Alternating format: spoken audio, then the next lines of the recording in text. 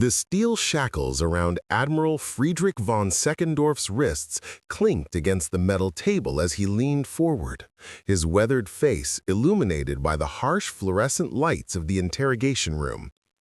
Through the small porthole window, he could see the endless expanse of Norfolk Naval Shipyard stretching to the horizon, a sight that had haunted his dreams for the past 3 weeks since his capture. Preparing and narrating this type of story took us long efforts and hard work, so if you are enjoying the story, please consider subscribing to our channel. "Impossible," he whispered in accented English, his voice barely audible above the distant sound of welding torches and construction crews working around the clock. "Simply impossible." Commander James Harrison of the U.S. Navy Intelligence sat across from him, a thick manila folder spread between them containing photographs that had drained the color from the German admiral's face. Ship after ship, each image time-stamped and catalogued with meticulous precision. Liberty ships rolling off assembly lines like automobiles. Aircraft carriers taking shape in dry docks that hadn't existed 6 months earlier. Destroyers, cruisers, battleships, an armada that defied everything von Seckendorff thought he knew about naval warfare and industrial capacity. "You want to know the real numbers, Admiral?" Harrison asked quietly, sliding another photograph across the table. "This is what we completed just last month." Von Seckendorff's hands trembled as he picked up the image. 18 Liberty ships lined up at the Baltimore shipyard, fresh paint gleaming in the morning sun, ready to join convoys that would carry the war across 2 oceans. 18 ships, in 1 month, from one facility. The proud Kriegsmarine officer who had commanded U-boat wolf packs in the North Atlantic, who had sunk over 40 Allied vessels, who had believed in the invincibility of German engineering and the Reich's ultimate victory, felt something crack inside his chest. Not his ribs, those had healed from the depth charge explosion that had forced his submarine to surface 3 weeks ago. This was something deeper, more fundamental, the crack of certainty giving way to a terrible new understanding. For 25 years, he had served the German Navy with unwavering dedication. He had risen through the ranks during the interwar period, had modernized U-boat tactics, had personally briefed the Führer on naval strategy. He had sent young men to their deaths in the icy waters of the Atlantic, believing with absolute conviction that their sacrifice served a greater purpose, the expansion of German power and the creation of a new world order. But sitting in this American interrogation room, staring at photographs of an industrial capacity that dwarfed anything in Europe, von Seckendorff began to comprehend the magnitude of Germany's miscalculation. This wasn't just about ships or submarines or even the war itself. This was about understanding the true nature of American power, not just military might, but the ability to transform an entire nation's economy into an engine of war production on a scale that made European conflicts look like regional disputes. The realization hit him like a torpedo strike to the hull. Germany had declared war on a sleeping giant, and that giant was now fully awake. 3 weeks earlier, the North Atlantic had been Friedrich von Seckendorff's domain. His submarine, U-1247, cut through the dark waters 60 meters below the surface, stalking an Allied convoy bound for Liverpool. At 52 years old, von Seckendorff was one of the Kriegsmarine's most experienced commanders, a veteran of both world wars who had earned his reputation hunting merchant vessels in these same treacherous waters. The submarine's control room hummed with quiet efficiency. Kapitänleutnant Hans Müller, von Seckendorff's executive officer, monitored the hydrophones with the intensity of a concert musician listening for a single false note in an orchestra. At 28, Müller represented the new generation of German naval officers, technically brilliant, utterly dedicated to the Reich, and completely convinced of their inevitable victory. "Contact bearing 270, Admiral," Mueller reported, his voice steady despite the adrenaline coursing through the cramped compartment. "Multiple screws, heavy tonnage, convoy speed approximately 8 knots. Von Seckendorff moved to the periscope with practiced ease, his movements economical and precise despite the submarine's gentle rolling motion. Through the lens, he could see the silhouettes of merchant ships against the gray dawn sky, their escorts flanking the formation in the standard protective pattern he had learned to exploit over hundreds of similar encounters. 14 merchantmen, he announced to his crew, 4 destroyers, 1 heavy cruiser, bringing up the rear. Typical Atlantic convoy formation.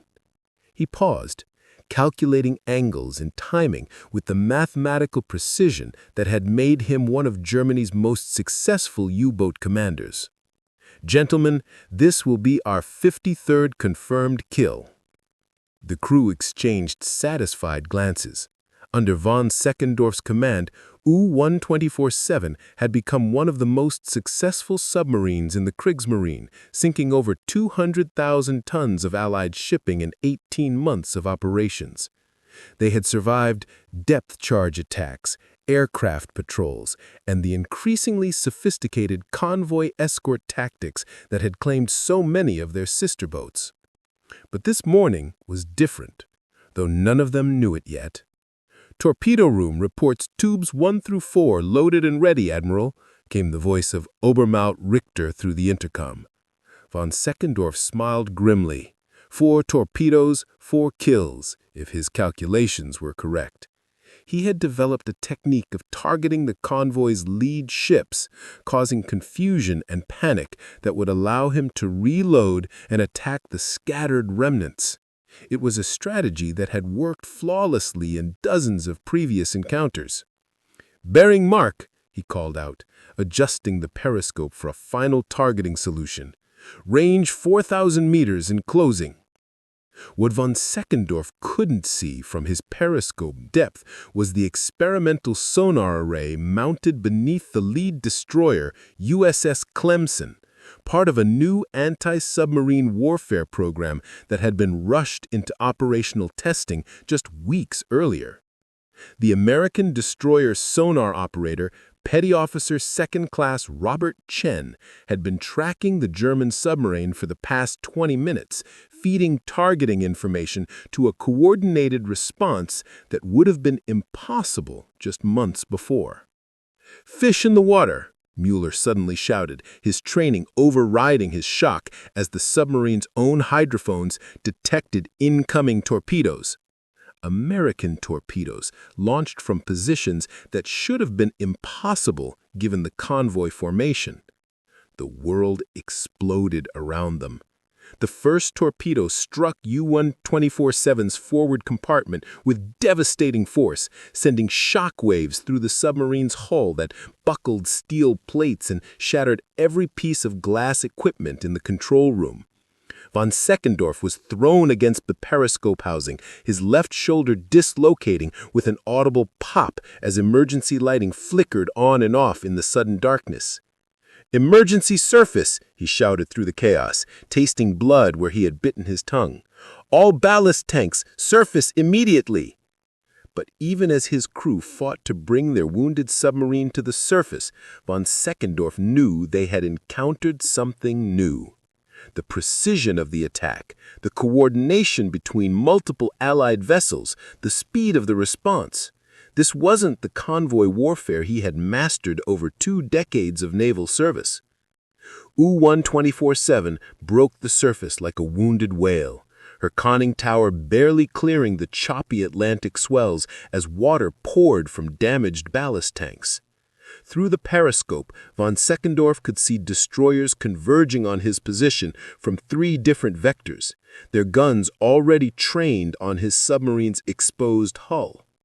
"Abandon ship," he ordered quietly, the words carrying clearly through the control room despite the noise of rushing water and damaged equipment. "Admiral, we can still fight. The deck gun." "Against 4 destroyers and a cruiser?" Von Seckendorff managed a weak smile as he helped his executive officer toward the emergency hatch. "Hans, there comes a time when even the bravest hunter must acknowledge that he has become the prey."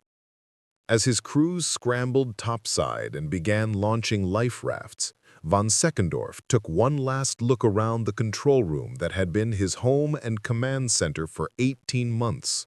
Charts covered with penciled tracks of successful attacks, photographs of merchant ships settling beneath the waves, the small shrine to St. Nicholas, patron saint of sailors, that even this Protestant admiral had maintained for the luck of his Catholic crew members. All of it would be at the bottom of the Atlantic within minutes. The cold October air hit von Seckendorff's face like a physical blow as he emerged from the conning tower hatch. Around him, his crew was already in the water, their orange life vests bright against the gray swells. The American destroyers had closed to within 1,000 meters, close enough that he could see individual sailors on their decks, close enough to read the hull numbers painted in crisp white numerals on their bows.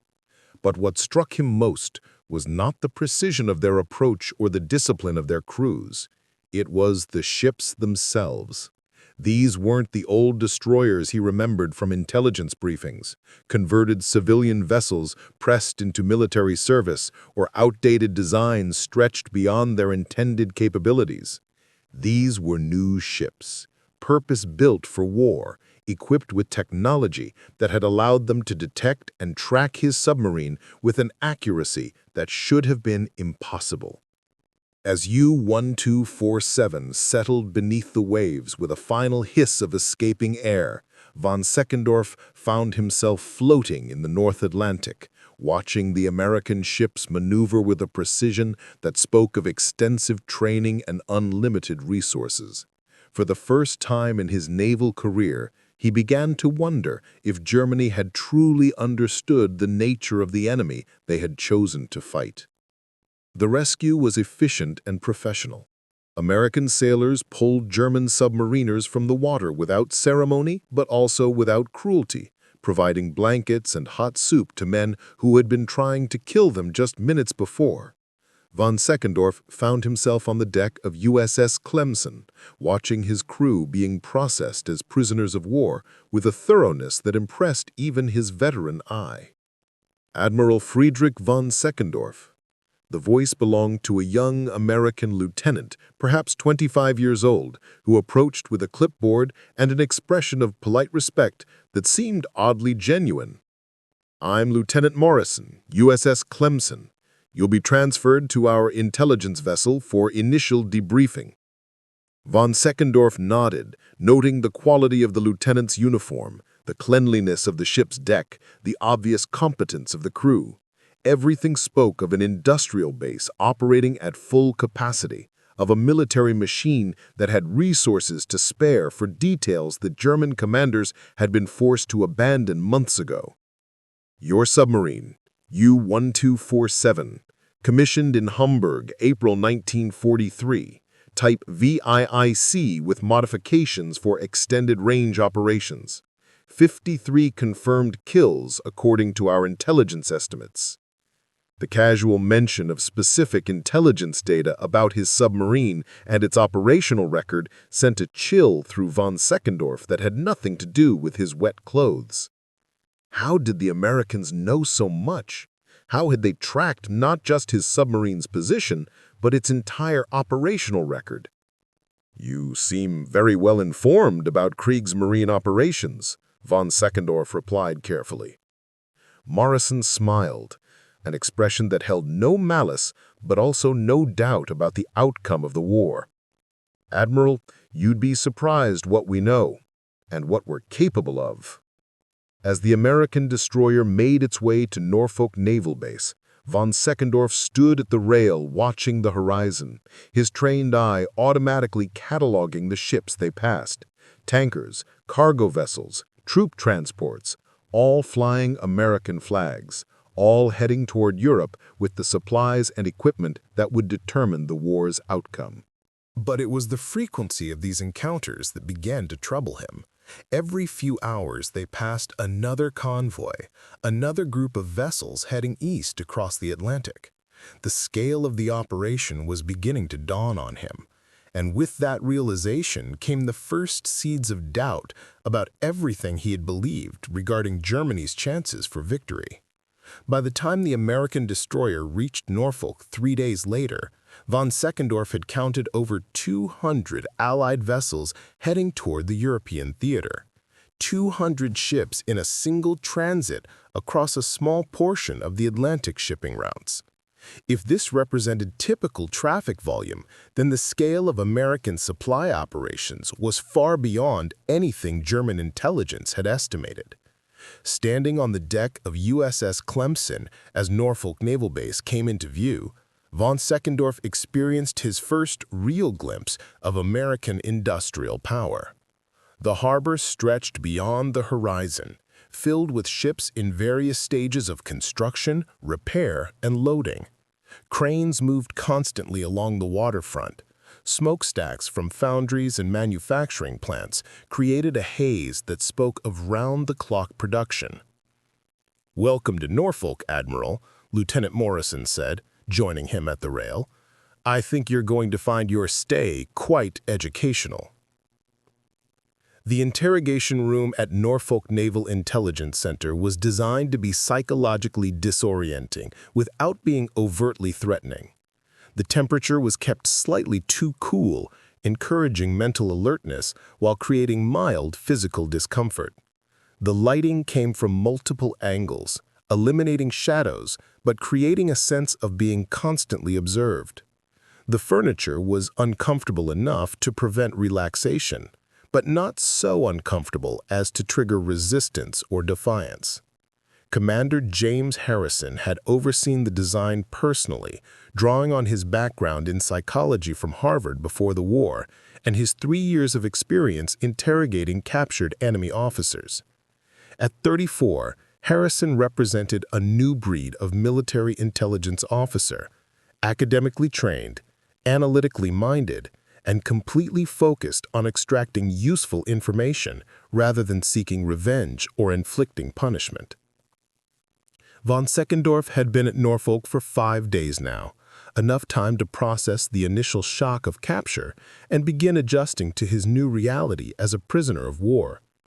Harrison had observed him carefully during this adjustment period, noting the German admiral's obvious intelligence, his professional bearing, and most importantly, his growing curiosity about American naval capabilities. "Good morning, Admiral," Harrison said as he entered the interrogation room carrying a fresh cup of coffee and a manila folder. "I trust you slept well." Von Seckendorff looked up from the technical manual he had been reading, a declassified guide to American destroyer operations that Harrison had provided as part of his psychological strategy. "As well as can be expected under the circumstances, Commander. I must admit this reading material is quite fascinating." Harrison smiled as he sat down across from the German officer. "I thought you might find it interesting. Professional curiosity, one naval officer to another." This was the approach that had proven most effective with high-ranking military prisoners, treating them as fellow professionals while gradually revealing information that would undermine their confidence in their own side's capabilities. Von Seckendorff, with his obvious intelligence and his genuine love of naval warfare, was responding exactly as Harrison had hoped. "I've been wondering," von Seckendorff said, setting down the manual and leaning back in his chair, "about the sonar array your destroyer used to locate my submarine. The precision was remarkable." "Which aspect interests you most?" Harrison asked, opening his folder and pretending to consult notes while actually watching von Seckendorff's reactions. "The detection range, the targeting accuracy, or the coordination with the torpedo attack?" Von Seckendorff's eyebrows rose slightly. "All of the above, naturally, but primarily the coordination. My experience suggests that such precision requires extensive training and sophisticated communication systems." Harrison nodded approvingly. Both accurate observations. The sonar system itself is manufactured by General Electric at their plant in Syracuse, New York. We're currently producing 12 complete units per month, with plans to increase to 20 units per month by December. The casual mention of specific production numbers was deliberate. Harrison wanted von Seckendorff to understand not just American technological capabilities, but the industrial capacity behind them. 12 sonar systems per month meant 12 destroyers being equipped with advanced anti-submarine warfare capabilities every 4 weeks. The implications for German U-boat operations were staggering. 12 per month? Von Seckendorff repeated quietly, his strategic mind automatically calculating the cumulative effect over time. That would suggest over 200 equipped vessels by the end of 1944. Harrison completed the calculation. Of course, that assumes we don't expand production, which we will. General Electric is opening 2 additional plants specifically for sonar manufacturing, one in Ohio and another in California. Von Seckendorff was quiet for several moments, staring at the technical manual without seeming to see it. Harrison could almost watch the German admiral's worldview beginning to shift as he processed the implications of American industrial capacity operating on such a scale. "Commander," von Seckendorff said finally, "I have commanded submarines for 15 years. I have studied anti-submarine warfare from both perspectives throughout my career. What you're describing represents not just technological advancement, but industrial production on a scale that—" He paused, searching for the right words in English. "That changes the fundamental nature of naval warfare." "Yes, Admiral, that's exactly right. And sonar systems are just the beginning." Harrison opened his folder and removed a photograph of the Norfolk Naval Shipyard taken from an aircraft the previous week. The image showed dozens of ships in various stages of construction, with the massive infrastructure of cranes, dry docks, and manufacturing facilities stretching beyond the frame. "This is just one shipyard, Admiral. We currently have 47 major shipbuilding facilities operating at full capacity along our Atlantic and Pacific coasts, with another dozen under construction." Von Seckendorff studied the photograph with professional interest, his trained eye cataloging the visible evidence of American shipbuilding capacity. What he saw contradicted everything German intelligence had reported about American naval construction capabilities. 47 major facilities, he said slowly. "May I ask what constitutes major in American terms?" Harrison smiled. "Capable of launching at least 4 destroyers or 2 cruisers per month, or 1 capital ship every 3 months. Our largest facilities, like the Newport News Shipbuilding Company, can launch a fleet aircraft carrier every 6 weeks. The statement hung in the air between them like an artillery shell waiting to explode. Von Seckendorff had been briefed extensively on American naval construction before departing for his final patrol.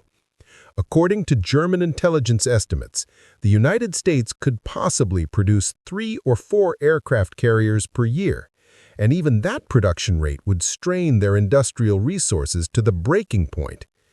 "Every 6 weeks, von Seckendorff repeated, his voice barely audible. 1 aircraft carrier every 6 weeks from a single facility. Our fastest time is actually 4 weeks and 2 days. But that was with ideal conditions and overtime shifts. 6 weeks is more sustainable for long-term production." Von Seckendorff set down the photograph and leaned back in his chair, his face pale beneath his weather-beaten tan. The mathematical implications were becoming clear, and they were devastating to everything he had believed about German naval strategy. If the Americans could launch 1 aircraft carrier every 6 weeks from their largest facility, and they had claimed to operate 47 major shipbuilding centers, then their naval construction capacity was not just superior to Germany's. It was so far beyond German capabilities that direct comparison became meaningless. How many aircraft carriers does the United States Navy currently operate? Von Seckendorff asked, though he was beginning to fear the answer. Harrison consulted his notes, though he knew the numbers by heart.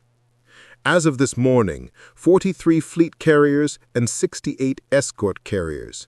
By Christmas, we expect to have 57 fleet carriers and 85 escort carriers in active service. The numbers hit von Seckendorff like physical blows. Germany and Japan combined operated fewer than 20 aircraft carriers of all types. The United States alone would have more than 7 times that number within 6 months, and their production rate was still increasing. I think, von Seckendorff said quietly, that I would very much like to see this industrial capacity for myself. Harrison had been waiting for this moment, the point where intellectual understanding would demand visual confirmation. I believe that can be arranged, Admiral. In fact, I think you'll find it quite enlightening.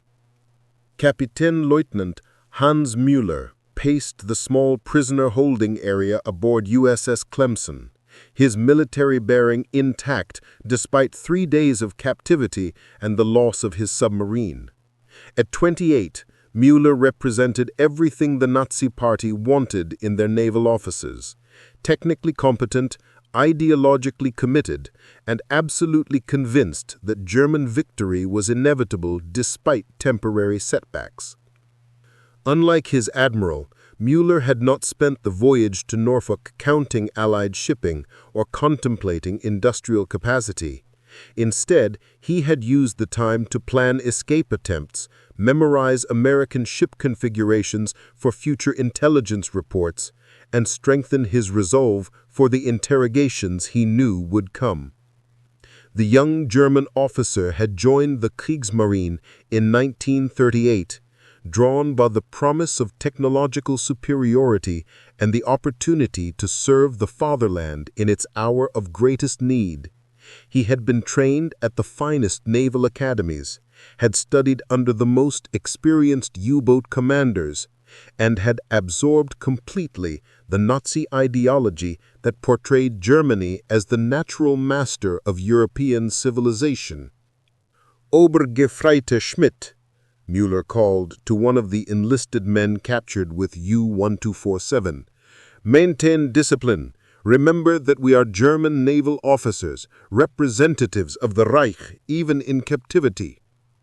The young German officer looked up from where he had been staring out the porthole at the American coastline. Yes, sir, but, Herr Kapitän Leutnant, the ships, there are so many ships. Müller moved to the porthole and looked out at the Norfolk approaches, where a steady stream of Allied vessels moved in both directions. His trained eye automatically catalogued what he saw: cargo ships, tankers, troop transports, and naval vessels in numbers that seemed excessive for a single port facility. Wartime traffic, Schmidt. They are concentrating vessels here for convoy operations, nothing more. But even as he spoke the words, Müller felt a nagging doubt.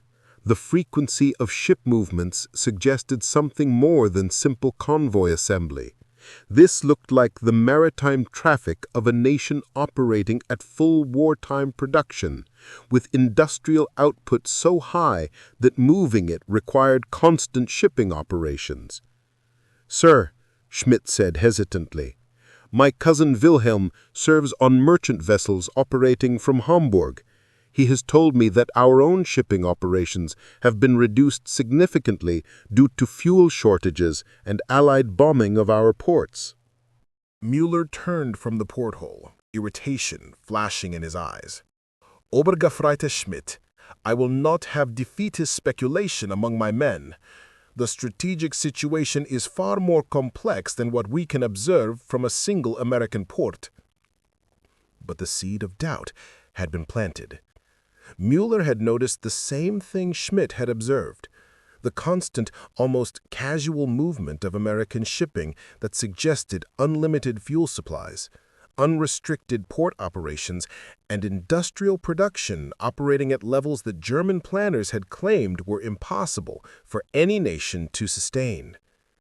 The door to their holding area opened, and Lieutenant Morrison entered with 2 American guards. "Kapitän Leutnant Müller, Admiral von Seckendorff has requested to see you." Müller straightened his shoulders and adjusted his torn uniform jacket. "I will speak with my commanding officer." The walk through USS Clemson's interior provided Müller with his first close look at American naval construction quality. The ship was clean, well-maintained, and equipped with technology that impressed his engineer's eye. The radar systems, communication equipment, and general level of finish spoke of industrial capabilities that matched or exceeded German standards. More troubling, the crews seemed relaxed and confident in a way that German naval personnel had not displayed in months. These American sailors moved with the easy competence of men who were well-supplied, well-trained, and completely confident in their equipment and their mission. Von Seckendorff was waiting in a small wardroom that had been converted for prisoner meetings. The admiral looked older than he had 3 days ago, and there was something different in his expression, a thoughtfulness that Müller found disturbing. "Sit down, Hans," von Seckendorff said quietly, after the American guards had withdrawn to a respectful distance. "We need to discuss our situation." Müller remained standing at attention.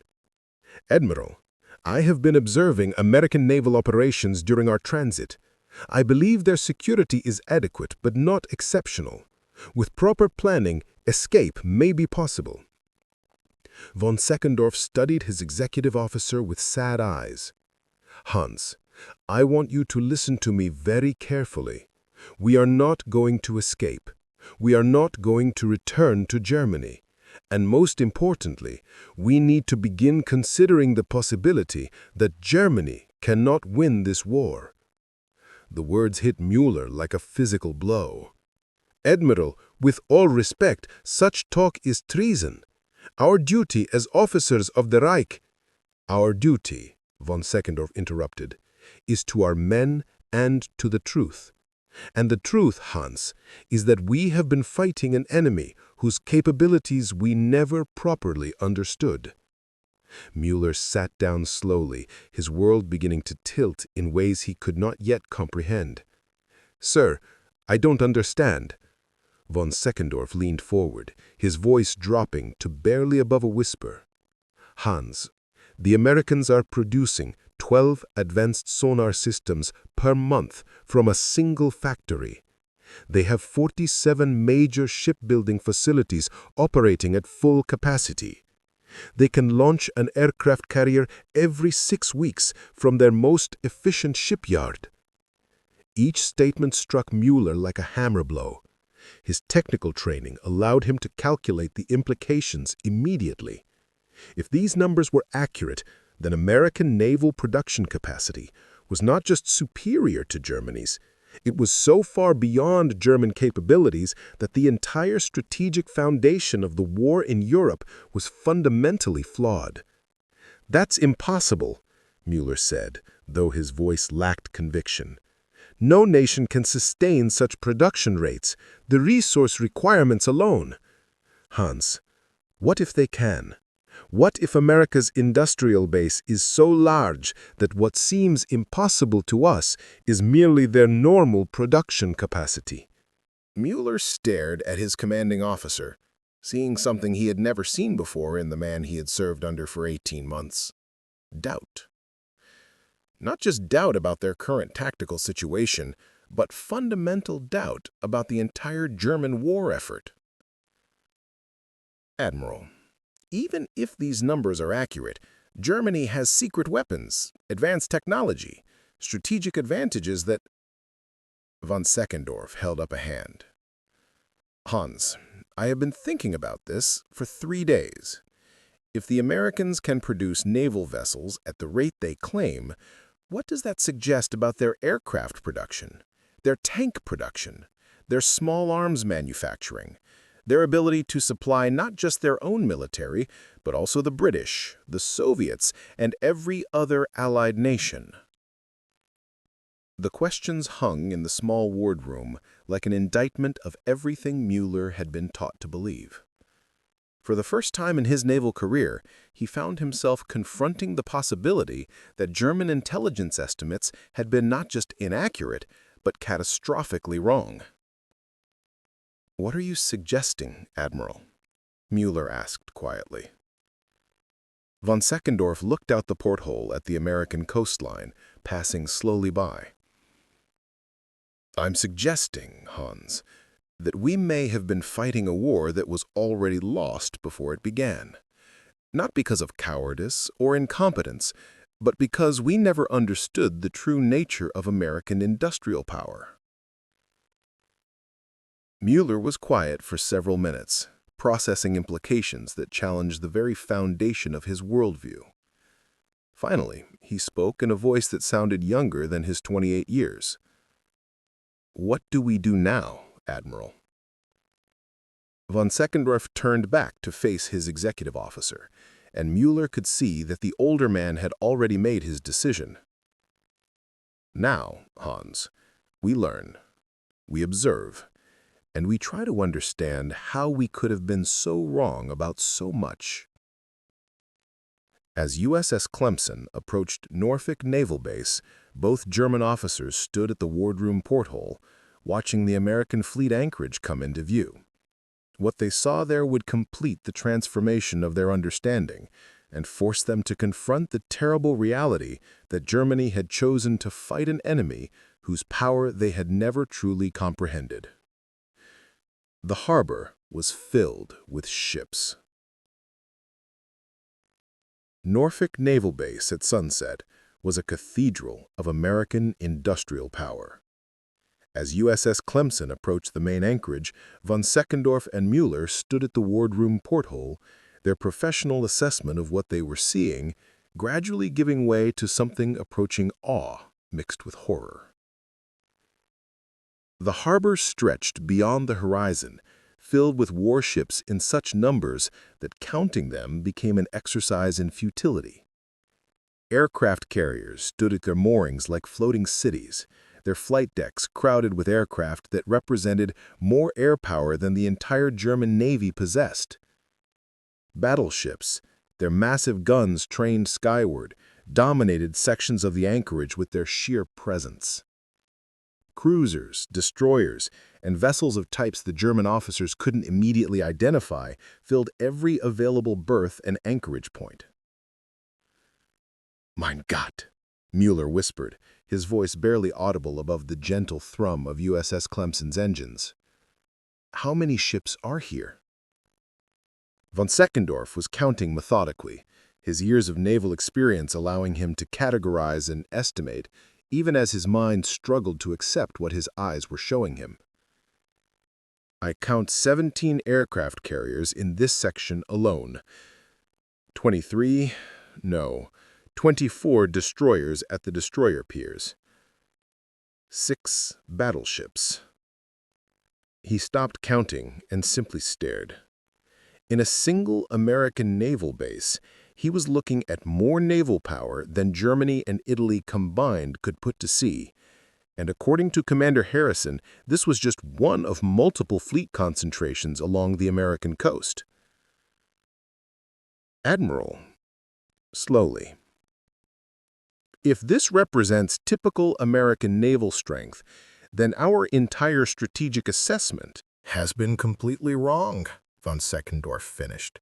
"Hans, we have been fighting with the assumption that American naval production was roughly comparable to our own, perhaps slightly superior due to their larger industrial base.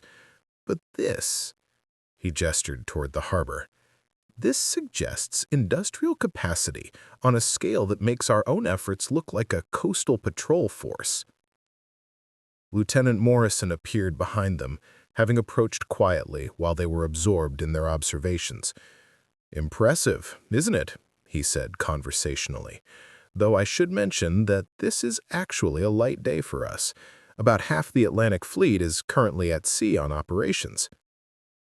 The casual nature of Morrison's comment was perhaps more devastating than the visual evidence before them. If what they were seeing represented half of the American Atlantic Fleet strength, then the United States Navy alone possessed naval power greater than all European navies combined. "Lieutenant," von Seckendorff said carefully, "may I ask how many naval bases of this size America operates?" Morrison smiled with the easy confidence of a man whose nation's victory was assured by simple mathematics.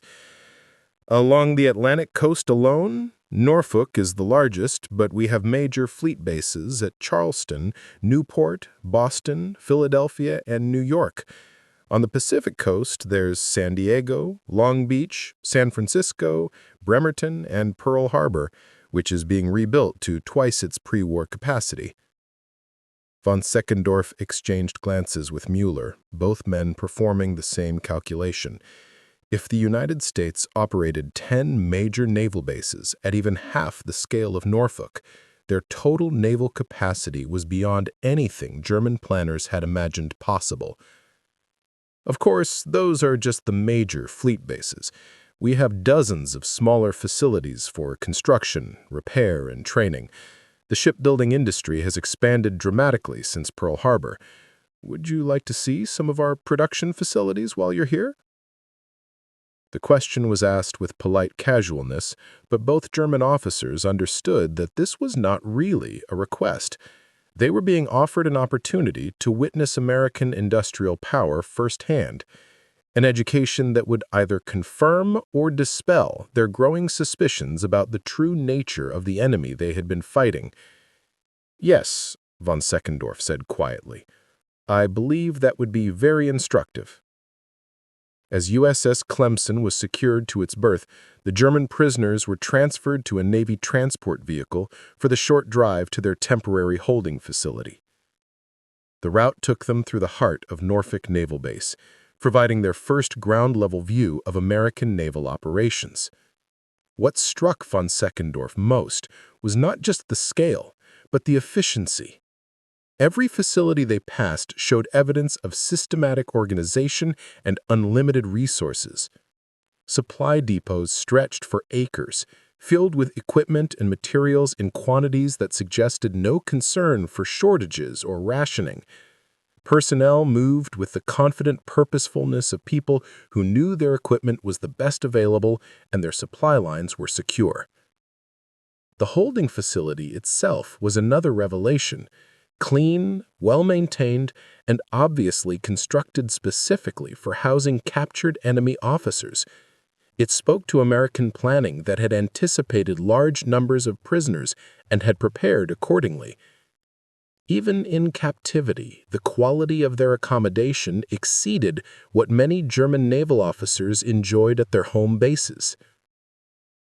"Lieutenant von Seckendorff," the voice belonged to a U.S. Navy captain, perhaps 40 years old, who entered their quarters with the bearing of a career officer.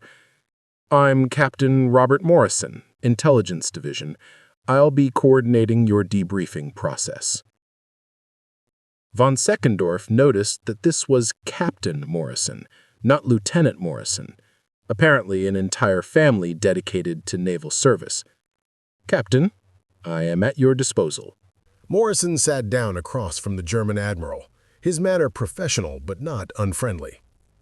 "Admiral, I understand that Commander Harrison has briefed you on some aspects of American naval production capacity. Tomorrow, we'd like to show you one of our shipbuilding facilities. I think you'll find it educational. May I ask which facility?" Newport News Shipbuilding Company at dawn was a symphony of industrial power that redefined von Seckendorff's understanding of what was possible. As the Navy transport vehicle approached the facility gates, the German admiral found himself staring at a complex that stretched beyond the horizon. Not just a shipyard, but an entire city dedicated to the construction of warships. The statistics Captain Morrison recited during their approach seemed abstract until given visual context. 12 dry docks capable of handling battleship-class vessels, 47 construction berths for smaller warships, and a workforce of over 150,000 people operating in 3 shifts around the clock. But numbers became reality when von Seckendorff saw the massive cranes moving sections of aircraft carriers as if they were model ships, watched hundreds of workers swarming over hull sections with the coordination of a perfectly choreographed ballet. The USS Franklin Delano Roosevelt, Morrison announced, as their vehicles stopped beside a dry dock containing what appeared to be a floating city. Our newest fleet carrier. She'll be launched next week, 6 weeks ahead of schedule, due to improvements in our assembly process. Von Seckendorff stepped from the vehicle and found himself dwarfed by the massive hull rising above them. The aircraft carrier was larger than anything in the German Navy, equipped with technology that made his own ships seem antiquated by comparison. But what truly staggered him was learning that this vessel, representing the pinnacle of naval engineering, was one of 14 identical carriers under construction at this single facility. 14 carriers, Mueller breathed, his voice barely audible above the industrial noise surrounding them. We've streamlined the process considerably since we began mass production. Our goal is to launch 2 fleet carriers per month from Newport News alone by the end of 1944. The German officers walked through the shipyard in a state approaching shell shock. They passed assembly lines producing destroyer hulls with the efficiency of automobile manufacturing, witnessed prefabricated ship sections being welded together with precision that spoke of advanced metallurgy and quality control systems, observed testing facilities for equipment they had never seen before. At each station, American workers, men and women of all ages, operated with the confidence of people who knew their work was vital and their victory assured. There was no sense of desperation or last-ditch effort. This was simply American industrial capacity operating at what appeared to be normal efficiency. "Admiral," said Dr. Sarah Chen, a naval architect who had joined their tour, "would you like to see our design center? We're currently working on specifications for post-war naval vessels that will make our current ships look primitive." Von Seckendorff stared at the young woman, perhaps 30 years old, obviously brilliant, calmly discussing ships that would be built after Germany's defeat, as if that outcome were already assured. Post-war vessels? "Oh yes," Dr. Chen replied enthusiastically. "We're designing aircraft carriers that will be able to operate jet aircraft, battleships with radar-guided firing systems that can engage targets beyond the horizon, submarines with nuclear propulsion that will never need to surface." The casual mention of technologies that sounded like science fiction struck von Seckendorff like physical blows. If the Americans were already planning post-war naval vessels incorporating technologies that Germany was only beginning to research, then the technological gap was even wider than he had feared. "Nuclear propulsion?" Mueller asked, his engineering background making him particularly sensitive to the implications. Dr. Chen smiled. "We have several research programs underway. The Manhattan Project has applications beyond what you might expect. By 1950, we expect to launch submarines powered by nuclear reactors that will be able to stay submerged for months at a time." Von Seckendorff felt something fundamental shift inside his worldview. The Americans weren't just winning the current war, they were already planning for the next generation of warfare with technologies that would make conventional naval forces obsolete. Germany wasn't just losing, they were being left behind by decades of technological advancement. The debriefing session that evening took place in a conference room overlooking Norfolk Harbor. Commander Harrison had arranged for von Seckendorff to meet with a panel of American naval officers, intelligence analysts, and industrial planners. The stated purpose was information exchange, but the real goal was to complete the German admiral's education in American capabilities. "Admiral," began Rear Admiral Thomas Williams, "we'd like to share some information with you that might provide context for what you've observed today."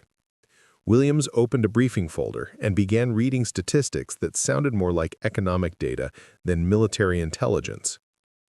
Current naval vessel production includes 4 aircraft carriers per month, 12 cruisers per month, 46 destroyers per month, and approximately 200 auxiliary vessels per month.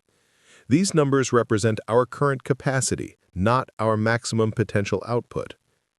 Von Seckendorff sat quietly, his mind automatically calculating the cumulative implications. If sustained for just 1 year, American production would exceed the total naval capacity of all Axis nations combined. If sustained for 2 years, the United States alone would possess naval power greater than all other nations in history. Our escort carrier production has reached 8 vessels per month, with plans to increase to 12 per month by spring 1944. Each escort carrier can operate 30 aircraft, providing air cover for convoy operations that have essentially eliminated the U-boat threat. The mention of U-boat operations brought von Seckendorff back to his own experience. His submarine had been one of the most successful in the Kriegsmarine, yet it had been detected, tracked, and destroyed with an ease that suggested American anti-submarine capabilities had advanced far beyond German countermeasures. "May I ask," von Seckendorff said quietly, "how many U-boats you estimate are currently operational?" Williams consulted his notes. German submarine strength peaked at approximately 400 operational boats in early 1943. Current estimates suggest fewer than 150 boats remain operational, with that number declining by approximately 20 boats per month. The numbers struck von Seckendorff like torpedo hits. In less than 2 years, American anti-submarine warfare had reduced the Kriegsmarine submarine force by more than half, while simultaneously protecting convoy operations that were supplying not just American forces, but also British, Soviet, and other Allied military operations. "The mathematics are quite simple," added Dr. Elizabeth Foster, an economist from the Office of Strategic Services. American industrial production in 1943 exceeded the combined industrial output of Germany, Italy, and Japan by a factor of approximately 3 to 1. By 1944, we expect that ratio to reach 4 to 1, and by 1945, 5 to 1. Mueller leaned forward, his engineering mind struggling to comprehend such numbers. How is such production possible? The resource requirements alone. Dr. Foster smiled. America possesses approximately 40% of the world's total industrial capacity. We have unlimited access to raw materials from across North and South America, plus imports from Africa and Asia, protected by naval forces you've now observed. Our civilian economy has been converted to wartime production while maintaining living standards that actually exceed pre-war levels for most Americans. The statement hung in the conference room like an indictment of everything the German officers had believed about wartime economics. According to Nazi ideology, total war required total sacrifice, civilian hardship, and the complete subordination of personal welfare to military necessity. Yet the Americans appeared to be fighting a total war while improving their citizens' quality of life. "But surely," von Seckendorff said desperately, "such production levels cannot be sustained indefinitely. The strain on your economy, the depletion of resources." Rear Admiral Williams exchanged glances with Dr. Foster before responding. "Admiral, American wartime production represents approximately 60% of our total industrial capacity. We are currently operating well within sustainable limits while maintaining significant reserves for emergency expansion if necessary." The revelation was devastating. If the Americans were achieving their current production levels while operating at only 60% capacity, then their true potential was even more overwhelming than what von Seckendorff had already observed. 3 weeks after his capture, von Seckendorff sat alone in his quarters at Norfolk Naval Base, staring at a letter he had been given permission to write to his wife in Hamburg. The paper remained blank, not because American censors would prevent him from writing, but because he could not find words to describe what he had learned. How could he explain to Greta that the war they had believed Germany was winning was actually already lost? How could he tell her that the sacrifices being demanded of the German people were not leading to victory, but to inevitable, catastrophic defeat? How could he admit that everything they had been told about American weakness and inevitable German triumph was not just wrong, but grotesquely, tragically wrong? A knock at his door interrupted his thoughts. Commander Harrison entered, carrying a folder and wearing an expression of professional sympathy. "Admiral, I have an offer to make you." Von Seckendorff looked up from his blank letter. "I'm listening, Commander." Harrison sat down across from the German officer, his manner serious but not unkind. "We would like you to participate in a radio broadcast to German naval forces. Not propaganda, not demands for surrender, but simply an honest assessment of what you've observed here." The request was not unexpected. Von Seckendorff had been waiting for some form of cooperation to be requested, some way for the Americans to use his knowledge and credibility against his own country. "You want me to tell German submariners that their cause is hopeless. I want you to tell German submariners the truth, that they are fighting an enemy whose capabilities they have never properly understood, and that continuing to fight will only result in more unnecessary deaths." Von Seckendorff was quiet for several minutes, considering the offer and its implications. Broadcasting to German forces would be considered treason by any court-martial, but continued silence would allow more young men like Müller to die in a war that was already decided. What would happen to my crew, to Kapitänleutnant Müller? Harrison consulted his folder. They would be treated as prisoners of war according to Geneva Convention standards. After the war, they would be repatriated to Germany. Those who cooperate with intelligence debriefing would receive preference for early repatriation. "And if I refuse your offer?" "Then you remain a prisoner of war until hostilities end. Your crew's treatment would not change." Von Seckendorff understood that this was not really coercion. The Americans were confident enough in their victory that they didn't need his cooperation. The offer was being made because they believed it might save lives on both sides, not because they needed his help to win the war. "Commander," von Seckendorff said slowly, "if I were to make such a broadcast, what assurance do I have that it would be truthful rather than propaganda?" Harrison opened his folder and removed a single sheet of paper. "You would write the broadcast yourself, Admiral. We would review it for security information, but not change your assessment or conclusions. The choice of what to say would be entirely yours." That evening, von Seckendorff walked the perimeter of his quarters at Norfolk Naval Base, watching American naval operations continue around the clock. In the harbor, ships moved constantly, arriving with supplies, departing for combat operations, rotating crews and equipment with the efficient regularity of a peacetime commercial operation. But it was the lights that finally convinced him. Across the naval base, across the shipyards, across the entire American coast, as far as he could see, lights blazed through the night. No blackouts, no rationing of electricity, no conservation of resources that might be needed for the war effort. America was fighting a global war while keeping the lights on, and that simple fact represented industrial power beyond anything Germany could match or counter. The radio studio at Norfolk Naval Base was small and functional, equipped with technology that would carry von Seckendorff's voice across the Atlantic to German naval forces still fighting in waters he now knew they could not control. He sat before the microphone, holding the script he had written in his own hand, knowing that the words he was about to speak would brand him a traitor in the eyes of many, but might save the lives of men who had served under his command. Commander Harrison sat in the control room, visible through a window, but the decision of what to say remained entirely von Seckendorff's. The American officer had kept his promise. The script had been reviewed only for operational security, not for content or conclusions. "This is Admiral Friedrich von Seckendorff, commanding officer of U-1247, speaking to the officers and men of the German Navy." His voice was steady, carrying the authority of 25 years of naval service and the weight of terrible new knowledge.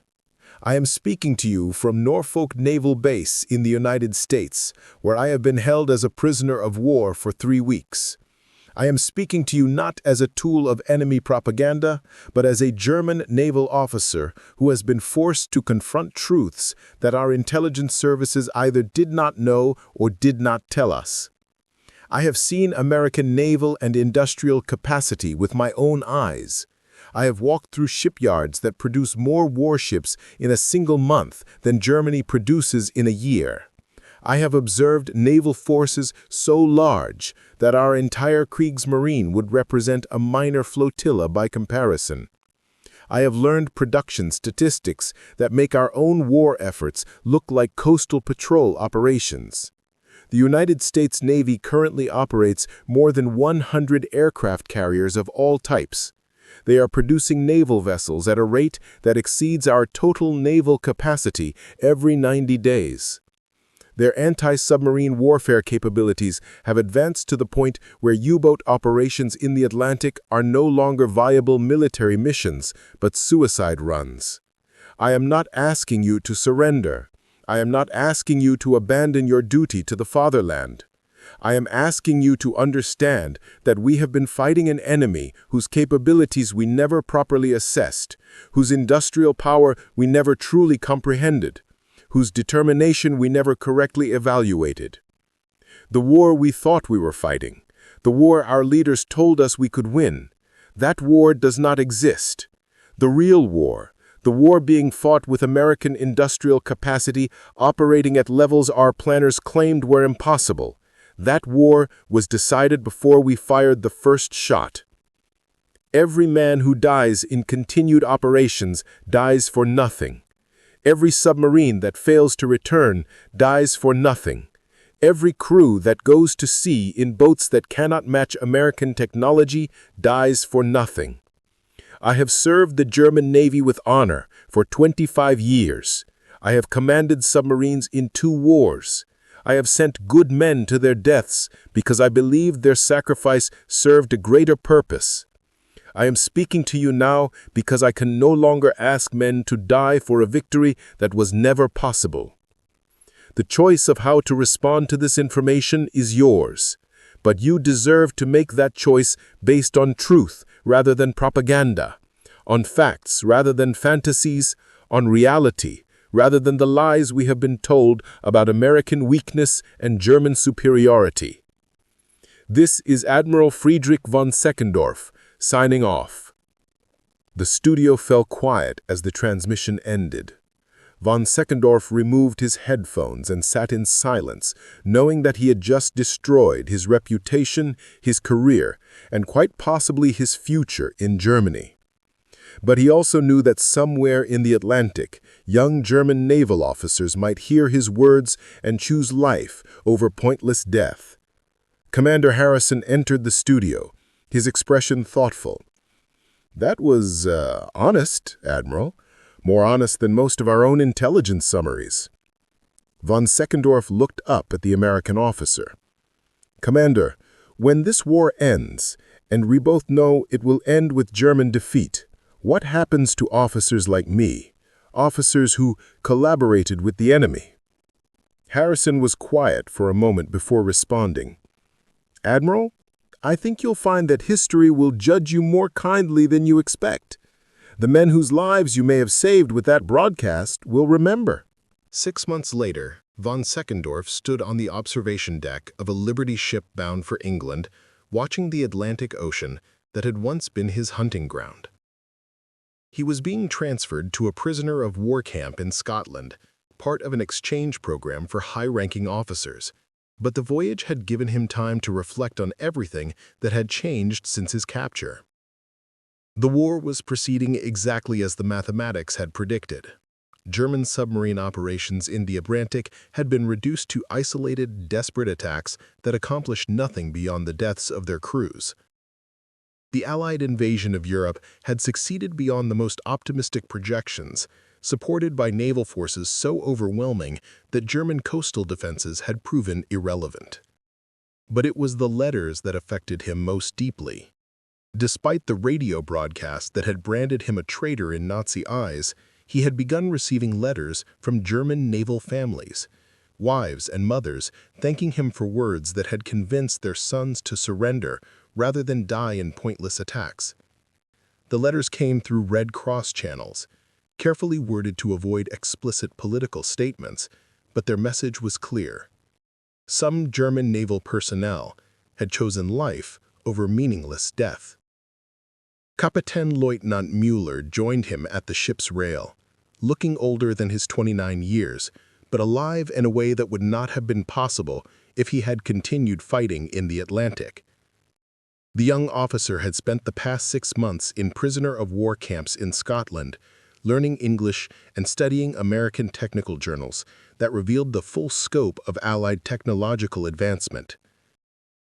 "Admiral," Müller said quietly, "I received a letter from my brother Klaus yesterday. He's been assigned to a new submarine, one of the latest type with advanced equipment. He wanted my advice about whether to volunteer for extended patrol duty." Von Seckendorff looked at his former executive officer. "What did you tell him?" "I told him the truth, that the war is lost, that continued submarine operations are suicide missions, and that his duty to the fatherland includes staying alive to help rebuild Germany after the defeat." The two officers stood in silence, watching the ocean that had once seemed like Germany's path to victory, but had instead become the highway for American power to reach European shores. Both men understood that they had participated in one of history's great miscalculations, a strategic blunder so fundamental that it had doomed Germany before the fighting had truly begun. "Hans," von Seckendorff said, "what do you think we should have seen? What should have told us that we were making such a terrible mistake?" Müller considered the question carefully. "The lights, Admiral. American cities blazing with light while German cities went dark. American factories operating 3 shifts while our own production declined. American workers driving automobiles to jobs in shipyards while our own people walked to factories building submarines." Von Seckendorff nodded. "We measured American strength by European standards, never understanding that America represented something entirely different, not just a larger version of European industrial power, but a completely different scale of economic capability." As their ship approached the Scottish coast, both officers could see evidence of American supply operations that had made Allied victory inevitable. Harbors filled with Liberty ships, ports expanded to handle American cargo volumes, infrastructure rebuilt with American materials and equipment. Even in prisoner-of-war camps, they would be fed with American food, housed in barracks built with American lumber, guarded by men equipped with American weapons. The scale of American involvement in the European war was so complete that Germany hadn't been fighting just Britain and the Soviet Union. They had been fighting American industrial capacity distributed across multiple Allied nations. Transcribed from a lecture delivered by former Admiral Friedrich von Seckendorff to the West German Naval Academy, 1962. Gentlemen, you have asked me to speak about strategic intelligence and the importance of accurate assessment of enemy capabilities. I stand before you today as an example of what happens when professional military officers base strategic decisions on assumptions rather than facts, on ideology rather than analysis, on what we wish to be true rather than what actually is true. In 1943, I commanded one of the most successful submarines in the German Navy. I had spent 25 years studying naval warfare, had commanded ships in 2 wars, had been personally briefed by the highest levels of German command.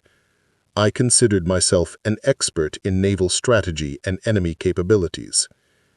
I was completely, catastrophically wrong about the most fundamental question of the war, whether Germany possessed the military and industrial capacity to defeat the United States and her allies.